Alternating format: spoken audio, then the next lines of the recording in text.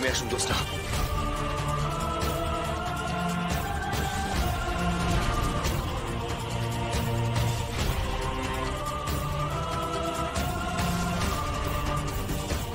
আমি আর জ্যোৎস্নার বাবা কেউই চাইনি যে জ্যোৎস্না এই পরীক্ষা দিক। আপনি না এলে আমার মেয়েটা শেষ হয়ে যেত রাজকুমার।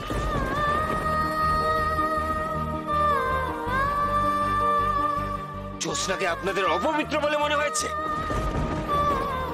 শেষে তাহলে কি প্রমাণ হলো? আচমকা বৃষ্টি নেমে গেল, তাই। এখনো বুঝতে পারছেন না? হ্যাঁ, আপনারা এখনো বুঝতে পারছেন না আপনারা কি ভুল করতে চলেছিলেন জ্যোৎস্নার সাথে?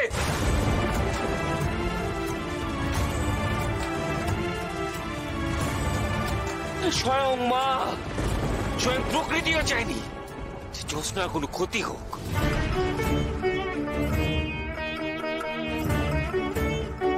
আপনারাই দেখুন, যেমন আচমকায় বৃষ্টিতে এই অগ্নি নিভে গেল। এরপরও প্রমাণ লাগবে আপনাদের? রাজকুমার সঠিক কথা বলেছে। এবার বিশ্বাস হলো তো যে আমাদের জ্যোৎস্না পবিত্র? স্বয়ং মায়ের আশীর্বাদ যার মাথায় আছে, তোমরা তোমরা তারই পরীক্ষা নিতে চলেছিলে।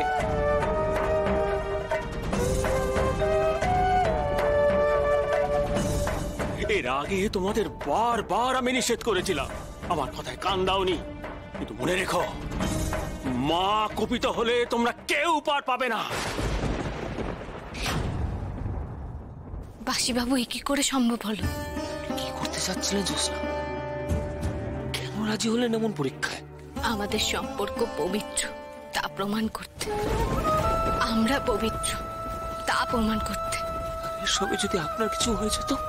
আমি সত্যের পথে হাঁটি বাসিবাবু, তাই ভয়টা আমার কম। আমার বা আপনার চরিত্রে আঙ্গুল উঠলে আমি অগ্নি পরীক্ষা কেন, তার চাইতেও কঠিন পরীক্ষা দিতে পারবো।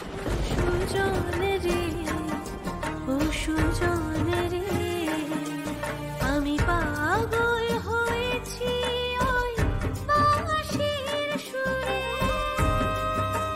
জ্যোৎস্নার চরিত্রতে কোনো দাগ নেই। উনি নিষ্পাপ, উনি নিষ্পাপ, উনি পবিত্র। আর আমাদের এই সম্পর্ক পবিত্র।